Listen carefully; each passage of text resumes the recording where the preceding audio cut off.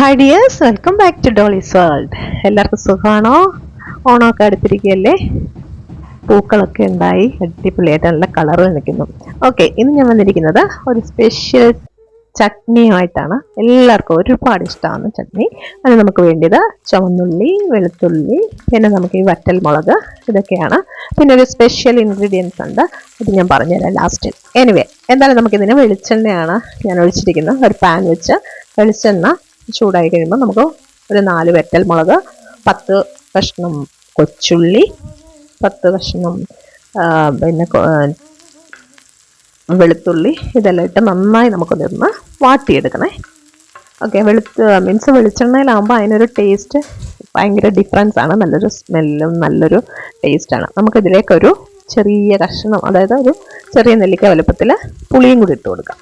Okay, ഇതെല്ലാം നമുക്ക് നന്നായി വഴറ്റി എടുക്കണം, ഇതുപോലെ. ഇനി നമുക്ക് ഗ്യാസ് ഓഫ് ചെയ്തിട്ട് ഒരു വലിയ സ്പൂണ് വലിയ എരിവില്ലാത്ത മുളക് പൊടിയില്ലേ, കാശ്മീരി വേണമെന്നില്ല, നോർമൽ മുളക് പൊടി ഇട്ട് കൊടുത്തിട്ടുണ്ട്. ചില്ലി പൗഡർ ഇട്ട് അതൊന്ന് തീ ഓഫ് ചെയ്തിട്ടേ ഇടാവുള്ളൂ, അല്ലെ കരിഞ്ഞു പോകും. അതും ഒന്ന് അതിൻ്റെ പച്ചക്കുത്ത് മാറാനായിട്ട് ഒന്ന് വഴറ്റിയെടുക്കും. ഇനി നമുക്കിതെല്ലാം മിക്സിയുടെ ചെറിയ ജാറിലോട്ട് മാറ്റിയെടുക്കാം. നമുക്കിത് നന്നായി അരച്ചെടുക്കണം. ഓക്കെ, ഇതെല്ലാം നന്നായിട്ട് നമുക്ക് വെള്ളമൊന്നും വേണ്ട. ഇതിലെ വെളുത്തുള്ളിയുടെയും ചുമന്നുള്ളിയുടെയും ഒക്കെ വെള്ളം കൊണ്ട് തന്നെ നമുക്കിത് അരച്ചെടുക്കാം. ഓക്കെ, നമുക്കിതിൽ ആവശ്യമായിട്ട് ഉപ്പും കൂടെ ഇട്ട് കൊടുക്കാം.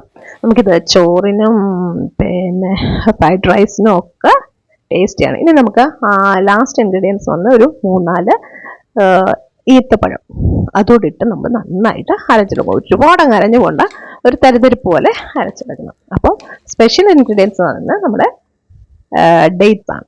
ഒരു 3-4 കുരുകളഞ്ഞ് നമ്മൾ ഇട്ടിട്ടുണ്ട്. ഇതുപോലെ ഇരിക്കും, ഭയങ്കര ടേസ്റ്റിയാണ്. നിങ്ങൾ എന്തായാലും ഒന്ന് ട്രൈ ചെയ്ത് നോക്കണം. ഇതിൻ്റെ കളറ് കാണുമ്പോൾ തന്നെ നമുക്ക് കഴിക്കാൻ തോന്നും. നമുക്ക് ഫ്രൈഡ് റൈസിൻ്റെ കൂടെയും ചപ്പാത്തിയുടെ കൂടെയും ഒക്കെ നമുക്ക് യൂസ് ചെയ്യാം. എല്ലാവർക്കും എന്തായാലും ഇഷ്ടമാകും.